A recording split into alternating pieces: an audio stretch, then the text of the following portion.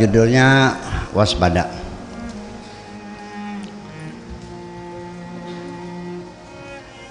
Tidak semua orang yang mengikuti langkahmu untuk belajar dan mencari pengalaman. Akan ada saja orang yang membuntutimu untuk mencari kesalahan-kesalahanmu. Tidak semua orang dekat dengan dirimu selalu sahabatmu. Tetapi akan ada orang yang ingin menjahati dirimu. Untuk itu waspadalah, wahai kekasihku. Kita semua sama, selalu merindukan kenangan lama, mengingat jejak dahulu yang pernah kita pijak, termasuk artefak-artefak yang berserakan di mana-mana. Sekalipun sangat sederhana sekali, tetapi mampu mengingatkan kebahagiaan. Dari pengalaman-pengalaman yang pernah engkau lalui itu, dapat engkau tarik pelajaran penting bahwa seharusnya engkau mulai memperkokoh kemandirianmu sendiri.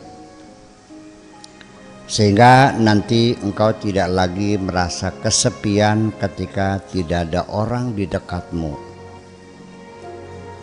Juga tidak lagi bersedih hati ketika ditinggal pergi oleh siapapun.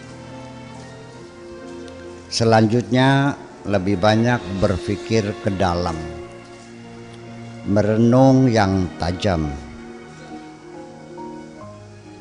Berkatalah yang jujur kepada hatimu sendiri. Tuhanmu Maha mendengar. Nanti engkau akan dapat merasakan sendiri bahwa teman yang paling penting dalam hidupmu bukan yang engkau sadari ketika berada di sampingmu, tetapi orang yang engkau rindukan ketika pergi. Kalau kejadiannya sudah seperti itu, maka ketika engkau melihat masa lalumu, tidak perlu muncul kesedihan dan ratapan.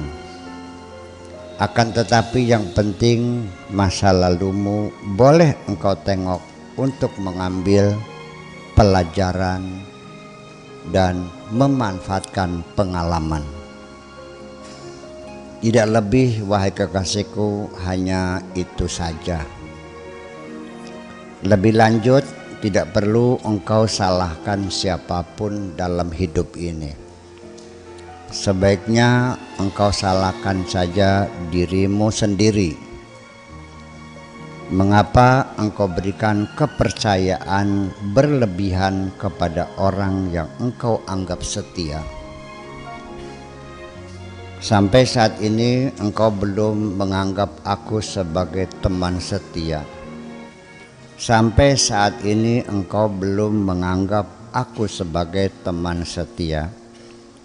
Padahal sejak dahulu setiap kali aku melihat kekurangan-kekurangan dirimu, aku langsung memberitahukan kepadamu, dengan harapan engkau segera dapat memperbaiki kekurangan-kekuranganmu. Karena hanya engkau sendiri yang berkepentingan. Selanjutnya aku tidak pernah menceritakan kepada siapapun. Biar aku saja yang tahu. Karena sejak awal aku ingin memberikan nasihat, bukan mengupat.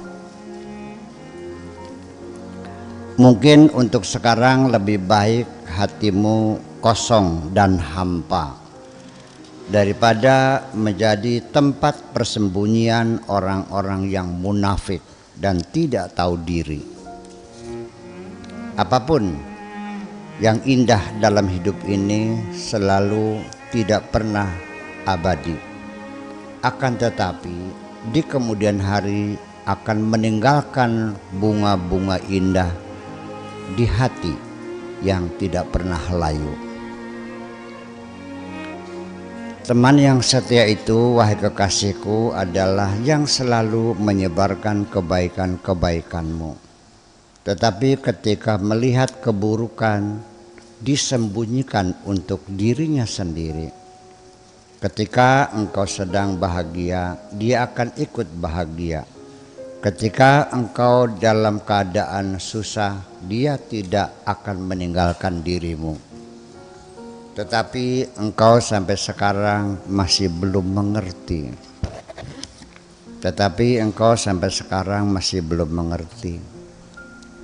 Surat-surat cintaku sampai sekarang masih engkau simpan di dalam laci. Mungkin belum pernah engkau baca. Aku tidak kecewa, mungkin nanti bisa menjadi mantra mandraguna. Wahai kekasihku, bagaimana engkau mampu berjabat tangan bersamaku ketika tanganmu tetap tergenggam? Aku tidak mengerti sebenarnya apa yang digenggam tanganmu itu. Sesungguhnya pertengkaran dan kesalahpahaman adalah sebagai ujian juga yang nantinya akan dapat membedakan antara orang yang benar-benar mencintaimu dengan orang yang hanya meluangkan waktu sehingga terbiasa selalu bersamamu.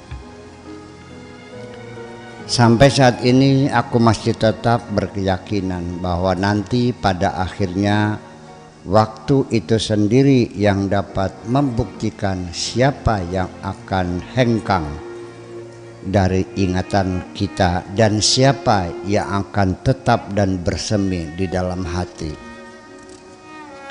Aku sangat menyadari benar-benar sangat tidak beretika ketika temanmu itu melukai hatimu.